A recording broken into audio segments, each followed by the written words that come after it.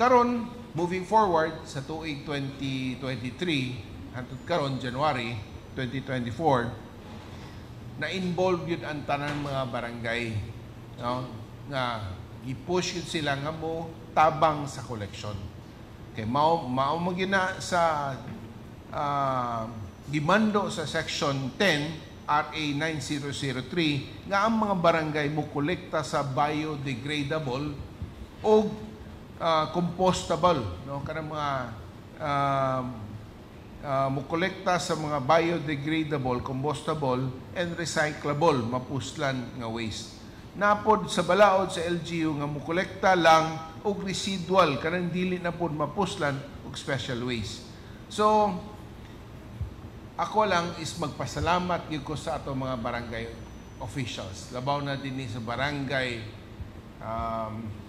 ma-highlight kanunay kaning barangay poblasyon na sila gyud center point o murag kay inguntag kanang hotspot or kaning diha ginibuto ang bomba ba nga dito gyud kasagaran ang incidents wherein waste from Tambakan, waste coming from Villaverde, from other barangays, dito iginalabay sa poblasyon. I don't know for whatever reason, basig paborito lang yun siguro si Kapitan Anton, no? Pakanya sa mga nanglabay ni Handapita, gitagaan lang yun siyang challenge, gitagaan lang yun siyang problema, but in all honesty, ningon yun siya nga, pertig yung lisura aning problema sa basura, kay dili yun siya sayon. Di yun siya sayon. So, ato na ning klaron nga wala nato gipasa ang problema sa barangay kay ato rang gi-implement ang balaod, no? Dili ni siya ingo nga kita-kita rin nagbuot, but rather than it's in the law, mandated in the law nga ang barangay gyud ang mokolekta.